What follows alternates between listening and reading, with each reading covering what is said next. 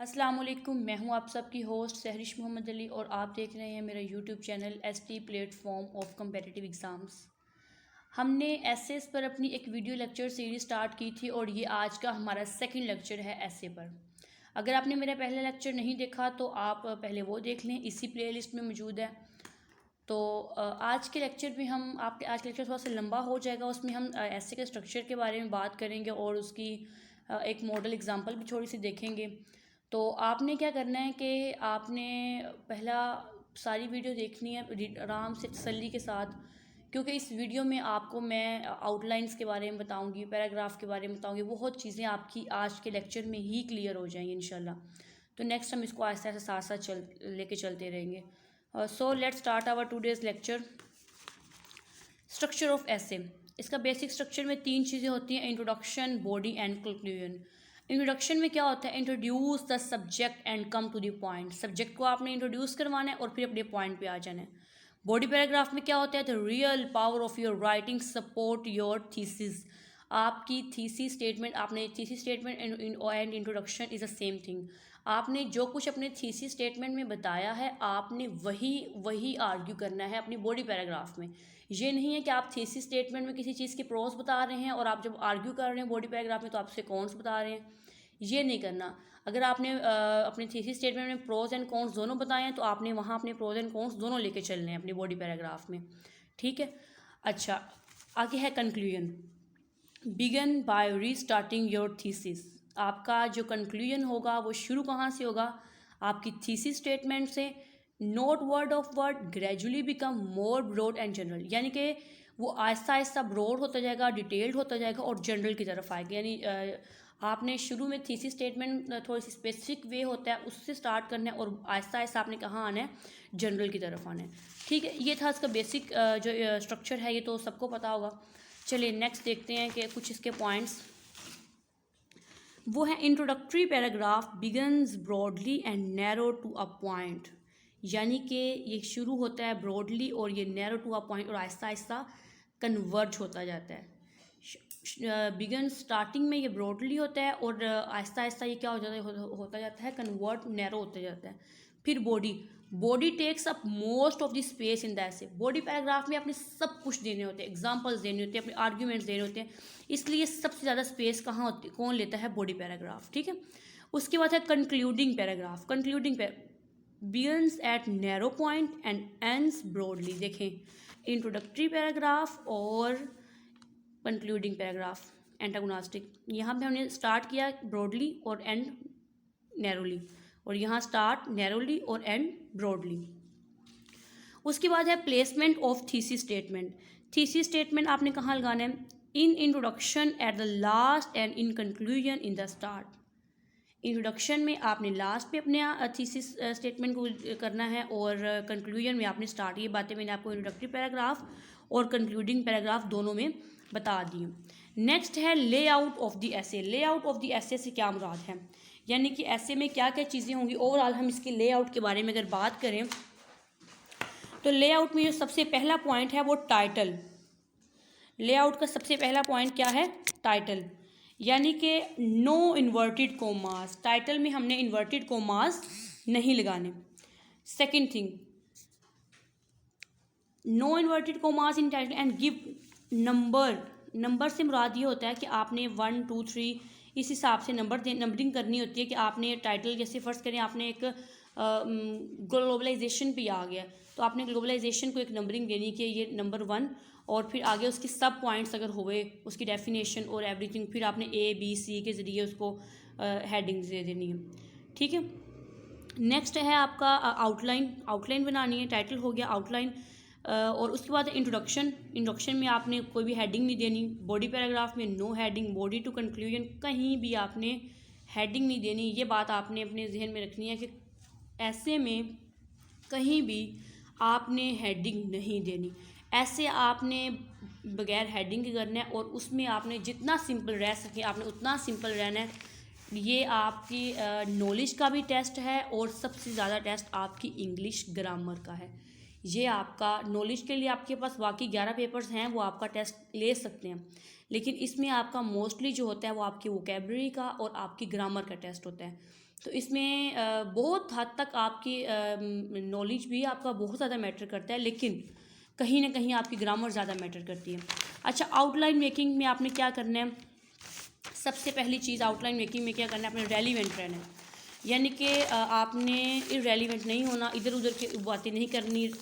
ये आपने कुछ करना है इधर उधर का तो वो ज़रा फिर आप बॉडी पैराग्राफ में कहीं ना कहीं कर सकते हैं, लेकिन आपने आउटलाइन में सबसे पहली बात यह है कि रेलिवेंट लेना है और फिर कम्प्रीहेंसिव, यानी कि आपकी जो आउटलाइन है वो समझ आ सके। वो ये ना हो कि आपने इतनी ही मुश्किल वोकैब यूज़ की हो कि वो एग्जामिनर को भी समझ ना आए। फिर proper form structure. Proper form structure का मतलब क्या है कि 1 2 3 ABC मैं आपको पहले भी ये बता दिया। अच्छा, सेल्फ एक्सप्लेनेटरी अवॉइड, यानी पे यहाँ पे आपने सेल्फ एक्सप्लेनेटरी वो हो, अब खुद ब खुद आप हेडिंग पढ़ें, आउटलाइन पढ़ें तो आपको समझ आ रही है वो क्या है।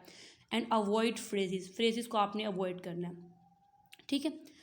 Okay, next, clear and crisp. आपकी इतनी जैसे आपने कभी देखा होगा कि कोई भी चीज़ आप हम ना प्रोमो देखते हैं किसी भी चीज़ का, तो प्रोमो से हम एक्साइटेड होते हैं कि हम आने वाली एपिसोड देखें किसी भी चीज़ की कि इसमें क्या होगा, क्योंकि वो इतनी उन्होंने एक एक्साइटिंग बनाई होती है ना। तो आपने अपना आउटलाइन को इतना एक्साइटिंग बनाना है, इतना बेहतरीन बनाना है कि एग्जामिनर वहाँ से ही आपसे सेटिस्फाई हो जाए कि इसको बहुत कुछ तो आपने यहाँ ही क्लियर कर दिया, तो वो आपकी छोटी मोटी गलतियाँ इग्नोर भी कर दें। Next, order must be followed, coherency, यानी कि आपने ये नहीं करना कि फ़र्ज़ करें आपने अपनी आउटलाइन शुरू की है तो आपने इंट्रोडक्शन की बजाय पहले आपने उसके कॉन्स लिखना शुरू कर दिए। कॉन्स लिखते लिखते आपको याद आ गया है, कोई प्रोज उसके याद आ गए, प्रोज लिखना शुरू कर दिए, और प्रोज लिखते लिखते फिर आपको उसका एक कॉन्स याद आ गया, और कॉन्स याद आते आते फिर आप ये करें कि आप उसका थीसिस स्टेटमेंट में कहीं ना कहीं उसका कोई इंट्रोडक्शन लिख दें, कोई उसकी डेफिनेशन लिख दें। ये चीज़ नहीं करनी। अगर आप उसको ऊपर नीचे करते हैं तो बिल्कुल भी आप कोहेरेंट नहीं रहते, तो ये बहुत गलत इमेज बनता है। मैं आपको इसके लिए एक छोटी सी सजेशन दूँ। हर इंसान का एक अपना लेवल होता है, मैं ये नहीं कहती कि ये बिल्कुल बेहतर है, लेकिन मैं जो आपको एक सजेशन दूँगी, मैं आपको ये सजेशन दूँगी कि आप लेड पेंसिल, कच्ची पेंसिल साथ लेके जाइएगा, और वहाँ जाके आप अपने पेपर को जो फ़र्ज़ करें ये पेपर्स हैं, आपको पेपर लिखने के लिए मिला, आपने इसको ऐसे कर देना है, और यहाँ पर उसके बैक साइड पे आप लिख लें। आप सबसे पहले तो आप देखें कि आपने कौन सा ऐसे चूज़ करना है। जब आप ऐसे के बारे में पता चल जाए कि मैंने ये ऐसे करना है, तो फिर आप उसको छोटी छोटी हेडिंग्स उसकी एक दफ़ा बना लें, ताकि आपको पता चल जाए कि आपने शुरू कहाँ से करना है, आपने एंड कहाँ से करना है। क्योंकि वहाँ करते करते कोई 10-15 मिनट आप वहाँ लगा लें। ये 10-15 मिनट आप अगर लगाएंगे ना, आप इसमें 20 मिनट भी लगा लेंगे ना, तो वो आपके ज़ाया नहीं जाएंगे। पूछे क्यों? क्योंकि वो इसलिए, क्योंकि जब आप लिखने बैठेंगे ना तो आप इधर उधर नहीं जाएंगे। आपके पास एक पूरा एक स्ट्रक्चर बना होगा कि मैंने पहले ये लिखना है, फिर ये लिखना है, फिर ये लिखना है, और फिर ये लिखना है। फिर आपको जहाँ से भी आपका लिखते लिखते अगर आपका माइंड इधर उधर हुआ है, या कोई आपको इन्वायरमेंट ने आपको डिटैच किया है, तो आप क्या करें, फ़ौरन से आप पीछे देखेंगे, हाँ मैंने इसके बाद ये पॉइंट लिखना है, आप वो लिख दें। मैं नहीं कहती कि आप उसको बहुत अच्छे से नीट बना के लिखें, लेकिन आप उसको लिखेंगे ना तो लिखते लिखते आपको बहुत से पॉइंट्स याद आ जाएंगे। आप वहाँ पर अपना एक दफ़ा आउटलाइन लाजमी बना लें। वो आउटलाइन आपको बहुत हेल्प करेगी, यकीन करें, आपको वो रेलिवेंट रखेगी, आपको इधर उधर नहीं होने देगी। तो अभी बहुत कुछ सीखना है हमने इस वीडियो में, लेकिन अगर आपको यहाँ तक वीडियो पसंद आई है तो नए हैं सब्सक्राइब तो कर ही दें, क्योंकि और बेल आइकन को भी दबा दें, ताकि आपको न्यू आने वाली कोई भी वीडियो सबसे पहले आप तक पहुँचे। एंड शेयर कर दें अगर आपको लगता है कि ये इन्फॉर्मेटिव है ये सीरीज़, या इस चैनल का कोई भी लेक्चर आपको इन्फॉर्मेटिव लगता है तो आप ज़रूर इसको शेयर करें, लाइक। एंड कोई क्वेश्चन है तो आप कमेंट बॉक्स में पूछ सकते हैं। अच्छा, नेक्स्ट आगे है presentation, use of marker and pains. अच्छा, ये चीज़ ना बड़ी अहम है। प्रेजेंटेशन आपकी अच्छी होनी चाहिए। प्रेजेंटेशन बहुत ज़्यादा इफ़ेक्ट डालती है। एग्ज़ामिनर आपकी प्रेजेंटेशन से कहीं ना कहीं ज़रूर मुतासिर होता है। ये चीज़ कहीं भी आप पेपर देना तो ये चीज़ आपके लिए ज़रूरी है। राइटिंग भी आपकी कम से कम अंडरस्टैंडेबल तो होनी चाहिए ना, इतनी क्लियर तो हो तो कि अगला बंदा आराम से उसको पढ़ ले। और ये भी नहीं कि आप प्रेजेंटेशन पे ही बहुत फोकस करें और अपना आधा से ज़्यादा काम छोड़ दें। ये प्रेजेंटेशन आपकी बेहतर कब होगी? जब आप बार बार उसको प्रैक्टिस करेंगे, एवेलुएट करवाएंगे, ठीक है। अच्छा, use of marker and pains, ये आपने ऐसे करना है ना। फर्स्ट करें, आपने एक हेडिंग दी है किसी भी चीज़ के ऊपर, तो उसका जो मेन हेडिंग है वो आपने जो बोल्ड हेडिंग होती है वो आप मार्कर से करें, और पेन के साथ ना आप उसकी सब हेडिंग्स दें, जिसमें आपने उसको मिली ABC या 1 2 3 पॉइंट में जो रोमन में होते हैं या दूसरे में किसी भी आपने उसको करना है तो वो आपने मार्कर से पेन से करना है, ठीक है। ये एक अच्छा इम्पैक्ट डाल, जैसे मैं अक्सर आपने देखा ऐसे करती हूँ, ये आउटलाइन मेरी जो जैसे मैंने ऊपर बोल्ड हेडिंग है वो मैंने मार्कर से दी है, बाकी मैंने नीचे पेन से लिखा हुआ है ऐसे, ठीक है। उसके बाद है universal heading, introduction, conclusion. Heading आपकी यूनिवर्सल होनी चाहिए, यानी उसके फ़र्ज़ करें कि आपने एक हेडिंग दी है आउटलाइन के, उसके नीचे आपने सब हेडिंग्स देनी है और उस सब हेडिंग्स की तमाम बातें आपकी उस एक हेडिंग में कंप्लीट होनी चाहिए। ये ना हो कि आप कोई फजूल सी चीज़ का हेडिंग दे दो, नीचे आप एक ज़बरदस्त किस्म का मटेरियल लिख दें उसकी सब हेडिंग से अच्छी आपकी हेडिंग होनी चाहिए, यूनिवर्सल होनी चाहिए, उसमें एवरीथिंग क्लियर होनी चाहिए, ठीक है। यहाँ तक आउटलाइन में कोई क्वेश्चन वगैरह अगर हुआ आपका तो आप ज़रूर पूछेगा। चलिए नेक्स्ट, अच्छा मैंने ना आप में से एक सिस्टर ने कमेंट बॉक्स में पूछा था कि आप बहुत से लोग हमें ऐसे के बारे में बताते हैं, बहुत वीडियोस देखी हैं, लेकिन कोई भी नहीं बताता कि इसको लिखें कैसे, आप इसको कोई मॉडल एग्जांपल, तो उसके लिए मैंने ये छोटा सा ग्लोबलाइजेशन पे किया था। तो ये CSS के 2022 के पेपर में भी आया हुआ था ग्लोबलाइजेशन, सेम ग्लोबलाइजेशन का वर्ड आया हुआ था, प्रोज एंड कॉन्स वाला नहीं था, बस ग्लोबलाइजेशन था। तो खैर ये मैं आपको एंड पे करवाती हूँ, ये उस सिस्टर की रिक्वेस्ट पे मैंने इसको साथ ऐड किया है, ये मैं आपको एंड पे करवाती हूँ सारा कुछ, थोड़ा सा इसके कैसे कैसे मैंने किया है, लेकिन पहले मैं आपको इसका लेक्चर कंप्लीट कर दूँ, उसके बाद इंशाल्लाह मैं ये आपको करवाती हूँ। अच्छा जी, नेक्स्ट है इंट्रोडक्शन। 1 पैराग्राफ में आपका कंप्लीट होना चाहिए। सेकंड चीज़ सेकंड चीज़ इसमें क्या है कि अच्छा, सेकंड चीज़ है simply introduce the subject and come to the point. वही चीज़ मैंने पहले आपको बता दी, start with general statement then follow the sketch of outline and end with thesis statement.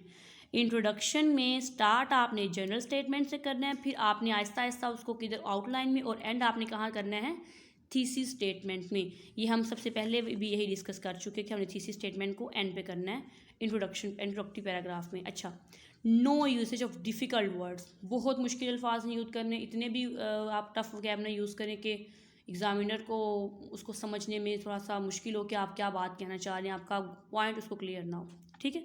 Next, no bombs in opening sentence of introduction. कोई आपने opening sentence में कोई बहुत ज़्यादा अपनी एफिशिएंसी नहीं दिखानी, समझे कि इसका मतलब बस आपने एफिशिएंसी बहुत ज़्यादा नहीं दिखानी अपनी।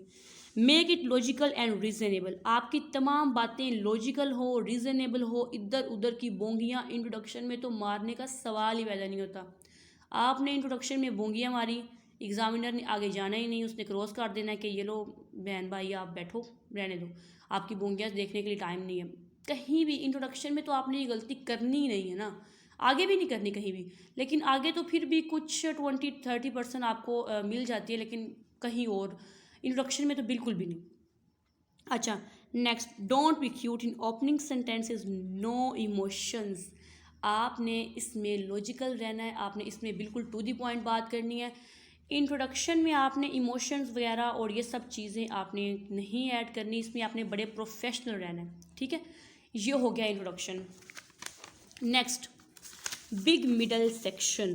Big middle section in short ये क्या चीज़ है, ये आपका बॉडी पैराग्राफ है, ठीक है। Write as much as you need to write in order to present your case clearly, completely and precisely, यानी कि आप जितना चाहें उतना लिखें, जितना आपको लिखने की ज़रूरत है आप उतना लिखें, जितने आपको उन्होंने आपसे वर्ड्स मांगे हैं उतने लिखें, उसकी तमाम नीड्स पूरी करें जो एग्ज़ामिनर ने मांगी हैं। इसके अलावा आप उसको क्लियर लिखें, कंप्लीट लिखें, अपने तमाम आर्ग्यूमेंट्स के साथ लिखें, एग्जांपल्स दें, हर चीज़ ईच एंड एवरीथिंग आपकी उस पॉइंट पे क्लियर होनी चाहिए। लेकिन इसका हरगिज़ मतलब ये नहीं है कि आप इसके इधर उधर का सारा कुछ, जैसे मैंने आपको पहले लेक्चर में एक बात बताई थी कि आपने थीम याद करना है, यही कहा था ना कि आपने थीम याद करना है, आपने टॉपिक याद नहीं करना। अब आपने किया थीम याद, पेपर में आ गया टॉपिक, आपने क्या किया, आपने उस टॉपिक के ऊपर सारा थीम उठा के लिख दिया। नहीं, आपने देखना है कि एग्जामिनर आपसे पूछना क्या चाह रहा है। इस पे भी हमने बात करनी है कि हमने किसी भी टॉपिक को, किसी भी चीज़ को, आप उसको समझना क्या है कि एग्जामिनर हमसे क्या डिमांड कर रहा है। ठीक है। अब एग्जामिनर जो भी डिमांड कर रहा है आपने उसी के अंदर, उसी लिमिट के अंदर रह के लिखना है। इसका ये नहीं करना कि आपने जितना आपने प्रिपेयर करना है तो आपने, आपके पास बहुत नॉलेज है बहुत ज़्यादा, लेकिन आपने उसकी छांटा छांटी करके जो उसने पूछी है वही करनी है। और ये कैसे होगी? जब आप उसको उसकी प्रैक्टिस करेंगे, इवेल्युएट कराएंगे, उसको आराम से बैठ के लिखेंगे, चेक करेंगे, कराएंगे, तब ये होगा। ठीक है। नेक्स्ट, अच्छा, बिग मिडल सेक्शन में जो नेक्स्ट था वो क्या है? नेक्स्ट पॉइंट है middle section is your playground, no main argument, यानी कि ये आपका प्लेग्राउंड। मैंने पहले बता दिया, आप इसमें सब कुछ लिख देना है, मेन आर्ग्यूमेंट्स आपने सारे इसमें देने हैं मिडिल सेक्शन में। Next, to make it look strong work on your vocabulary, tone, expression, imagination, originality, references, styles and all the language skill. यहाँ पे आपने अपनी सारी स्किल्स दिखा देनी है।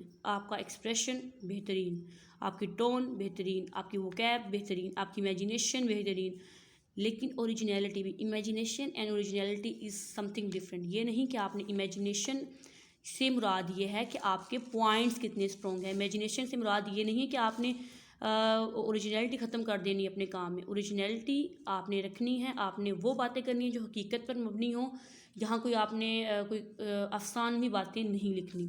रेफरेंसेस, स्टाइल आपका अच्छा होना चाहिए। आपके बात में एक अपनी एक, जिसे कहते हैं ना कि एक स्टाइल को स्टाइल ही कहते हैं, वही एक स्टाइल होना चाहिए। ठीक है। Next, whenever you get the space to present counter argument, then present it, but do not develop counter argument as strong as your present your thesis। ये चीज़ यानी कि थीसिस स्टेटमेंट में आपने कोई भी आर्ग्यूमेंट एक दे दिया है कि मेरी राय में ये चीज़ है, ये चीज़ अच्छी है, ये बुरी है। अगर एग्जामिनर आपसे पूछता है कि यानी कि ये आप मुझे आर्ग्यू करें भाई कि ये चीज़ अच्छी है ये बुरी है, तो आपने उसको एक दफ़ा अच्छा कह दिया है, लेकिन अब आप बॉडी पैराग्राफ में आते आते आप कहें कि नहीं इसमें ये ख़राबियाँ भी हैं, ये भी है, ये भी है, लेकिन ख़राबियाँ कम बतानी है क्योंकि आपने उसको अच्छा कह दिया है। या तो आप उसको अच्छा ना कहते, अगर आपने उसको अच्छा कह दिया है तो भाई अब आपको अपनी अच्छाई पर ही कायम रहना है, अपनी बात पर ही कायम रहना है। कहीं ना कहीं आप उसके एंटागोनिस्टिक, उसके काउंटर आर्ग्यूमेंट दे सकते हैं, ज़रूर दें, और बड़ा स्ट्रॉन्ग आर्ग्यूमेंट दें, क्योंकि एग्जामिनर के माइंड में अगर चेक करते करते वो आर्ग्यूमेंट आएगी ये इसका ये, तो आपने एग्जामिनर को उसका वो भी जवाब दिया हो कि ये लो भाई मैंने ये भी जवाब दे दिया। लेकिन ये नहीं कि आपने सारा कुछ ही उसमें बता देना है कि उसकी गलतियाँ, ये खराबियाँ, ये भी खराबी, ये भी खराबी, तो भाई आप पहले फिर कह दें ख़राब है, बात ख़त्म। लेकिन हाँ, ये चीज़ मैं आपको कहूँ, ये आपका अपना माइंड सेट है। एग्जामिनर अगर किसी चीज़ के ख़िलाफ़ है और आप उस चीज़ के हक़ में राय दे रहे हैं तो एग्जामिनर कभी भी उसको नेगेटिव पॉइंट नहीं लेगा। हर इंसान का अपना पॉइंट ऑफ व्यू है और एग्जामिनर इसकी रिस्पेक्ट करता है। आप लेकिन जो भी आप आर्ग्यू करें आप उसमें स्ट्रॉन्ग हो, आप एग्जामिनर को वो बात मनवाएं कि हाँ भाई अगर मैंने ये आर्ग्यू किया है तो फिर ये मेरे पास रीजंस हैं, लॉजिक्स हैं, ये एग्जांपल्स हैं, ये मेरे पास फैक्ट्स एंड फिगर्स हैं, आपको माननी पड़ेगी। आप उसको मनवाएं अपनी बात, तो एग्जामिनर ज़रूर देखेगा। ठीक है, ये चीज़ आपको समझ आ गई काउंटर स्टेटमेंट वाली। Conclusion, back to beginning, do not introduce any new information in conclusion. Conclusion में आपने कभी कोई न्यू इन्फॉर्मेशन नहीं ऐड करनी। जो बातें आपने थीसिस स्टेटमेंट में बॉडी पैराग्राफ में कह दी वही आपका कंक्लूजन होगा, वो आपने कुछ न्यू थिंग्स कंक्लूजन में ऐड नहीं करनी। Start with your thesis and widen gradually towards a final broad. ये हमने पहले भी कहा था, सबसे पहले भी देखा था कि कंक्लूजन हमने कहाँ से स्टार्ट करनी है, थीसिस स्टेटमेंट में। अच्छा, ये था हमारा ऑल ओवर स्ट्रक्चर ऑफ एसे। तो अब छोटा सा बस 5 मिनट का लेक्चर हम एक दफ़ा उसको रीडिंग कर लेते हैं। ग्लोबलाइजेशन पे जो 2023 का पेपर आया हुआ था उसके बारे में, लेकिन वो प्रोज एंड कॉन्स पे नहीं था, उसमें सिर्फ वर्ड ग्लोबलाइजेशन ही लिखा हुआ था। अच्छा, इंट्रोडक्शन में मैंने ये क्या बनाया, इसका इंट्रोडक्शन देखें। The phenomena of globalization has touched the heights in current world order, however, along with pros like integration, advancement, and universalism, it has some cons too, like exploitation, irrelevancy, which overpower the pros. Hence, resiliency and regulated globalization is the way forward. देखें, इसमें वो तमाम बातें पूरी हुई ना। हमने क्या किया इंट्रोडक्शन में, मैंने आपको सबसे पहले क्या बताया था, मैंने इंट्रोडक्शन किससे स्टार्ट किया,